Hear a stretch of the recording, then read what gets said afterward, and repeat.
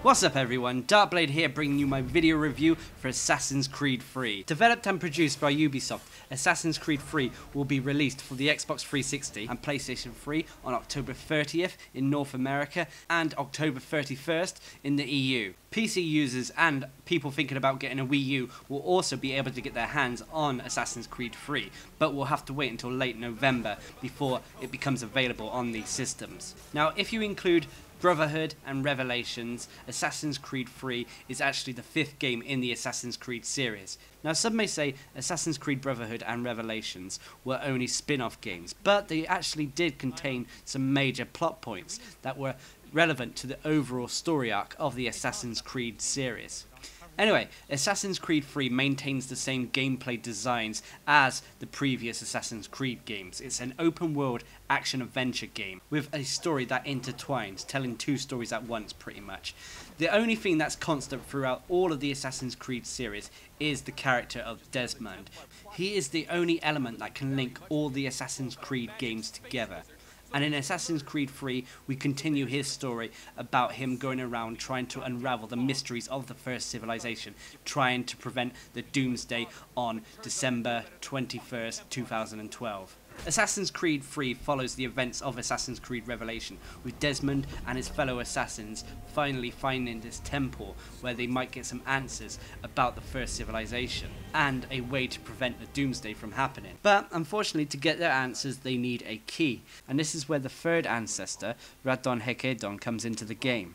His name is later changed to Connor to make it more easier to pronounce. Anyway, Assassin's Creed 3 is set in the backdrop of the 1700s, around the time of the American Revolution, the War for Independence. Anyway, the game starts off with actually following another of Desmond's ancestors, but I'm not going to give too much away.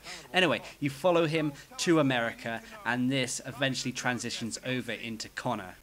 As Connor, you are given quite a bit of background story, so you follow Connor as a child, eventually growing up into a teenager, and then a full-grown adult. This all builds character, and eventually you should start to care about Connor.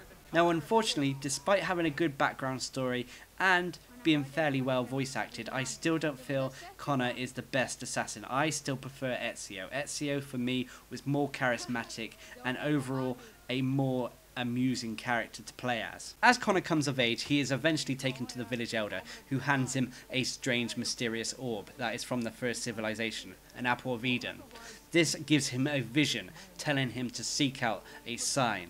This symbol is the sign of the assassins. So, Connor begins his quest to find this sign.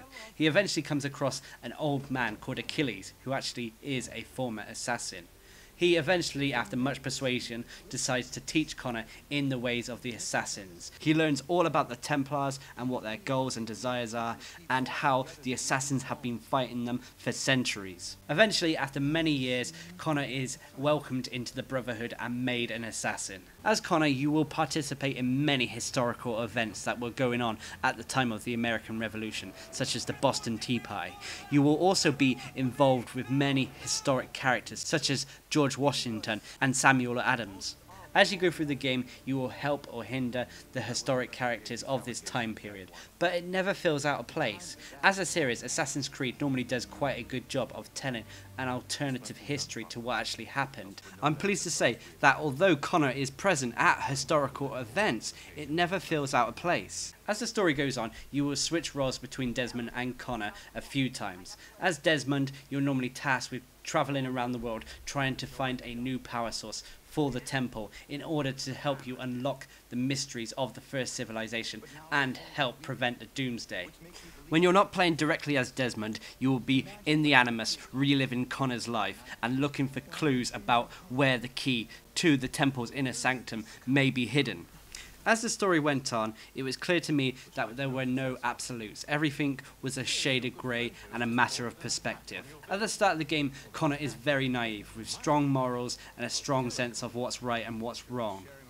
Connor also has a burning desire to protect his family from harm. Eventually, as the story goes on, Connor does realise as well that the Templars are not fighting for just one side. There are Templars backing the Patriots, and then there are Templars backing the Loyalists. Overall, the story is really well made. There is a lot of time and effort developing characters in order that you care about them when shocking things happen. On top of that, Assassin's Creed 3 paints a beautiful story about what life was like to live in the 1700s.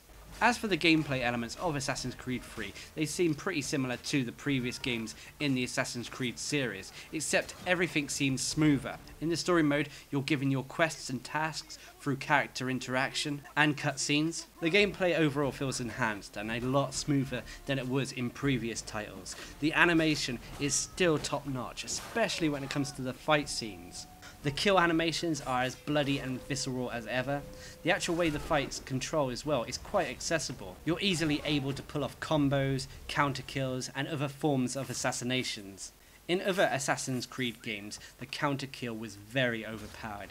In Assassin's Creed 3, although it still is very powerful, there are a lot of enemy types that are pretty much immune to the counter kill. Instead, you have to use different tactics, like the counter disarm, or just shoot them in the face with a rifle. Traversal over the landscapes in Assassin's Creed 3 has also been improved. You're easily able to scale buildings, and on top of that, you're able to travel through treetops now, jumping from branch to branch as you make your way through the wilderness. There is no hook blade that was in Assassin's Creed Revelations, but to be honest, Connor really doesn't need it. He can easily make it up a building without the aid of a hook blade. Stealth gameplay in Assassin's Creed 3 has also been improved. You're able to sneak through crowds easy, sneak through bushes, peek round corners, whistle for attention. This all makes the stealth gameplay so much more accessible than it was, and you'll easily be able to complete missions without being seen at all.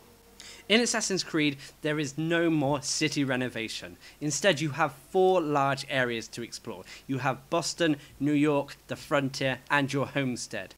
Now, you're able to improve your homestead slightly, but it is a lot more simplified than what you found in previous Assassin's Creed games. This goes for other aspects of Assassin's Creed 3 as well. For example, the Assassin's Brotherhood. Basically, it is a lot simpler than it was in Assassin's Creed Brotherhood and Revelations. Assassin's Creed 3 also adds new elements of gameplay to the game. For example, it adds hunting, where you're able to hunt different types of animals, skinning them and taking their meat and fur for trade. They've added numerous board games too, where you're able to place a bet whether you can win it or not. You're able to purchase new weapons to help improve your combat, and you're also able to purchase new costumes if you want to change the colour of your outfit, although it doesn't actually change it in cutscenes, which is unfortunate. One big gameplay element they have added is Naval Combat, where you're able to take command of your own ship, the Aquila. At the helm, you're able to take to the open seas in order to help with the war effort, or, if you so fancy, to go in search of treasure. On top of the naval combat, you also have a vast variety of side missions, ranging from delivering letters to assaulting Templar-controlled forts. There is just really that much to do in this game, and you can easily spend so many hours doing side quests and not even touching the main storyline. Incidentally, the main storyline should take you about 20 hours. If you put on top of this the time spent doing side quests as well as doing collectibles, then you've got a game that could go 50, 60 hours. It could even be more than that. On top of this as well, if you add the multiplayer in, you have got a game that is going to last you a long time. Ubisoft have put a lot of development into their multiplayer, trying to improve it, but it pretty much is the same as previous games, especially the competitive.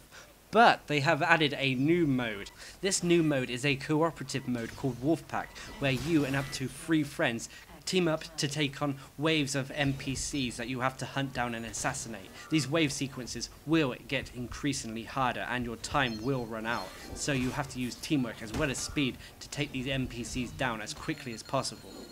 As for the competitive, like I mentioned, it remains pretty much the same, where you and up to 7 other people walk around a map trying to assassinate each other whilst not getting assassinated yourself. It is a unique gameplay mode, but I feel as well as skill you do need a little bit of luck in order to be good at the competitive multiplayer in Assassin's Creed 3. The graphics in Assassin's Creed 3 are really good looking. This is thanks to the Anvil Next engine, But unfortunately, we are pretty much getting to the zenith of what this current generation's hardware can achieve. Of course, there still are a few hiccups here and there. For example, lip syncing isn't always in time. There's always going to be bugs in open world games too. Ubisoft have obviously put a lot of effort and research into making their game look as authentic as possible. The outfits, buildings, everything from the American Revolution looks authentic, and I'm really pleased that Ubisoft have put this much attention to detail. The sound effects, music and voice acting is all high quality in Assassin's Creed 3.